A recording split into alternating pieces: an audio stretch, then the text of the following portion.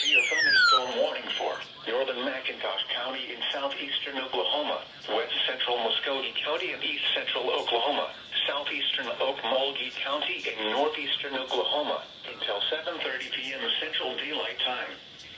At 6:51 p.m. Central Daylight Time, a severe thunderstorm was located over Grayson, moving east at 30 miles per hour. Expected hazards include golf ball size hail and 60 miles per hour wind gusts.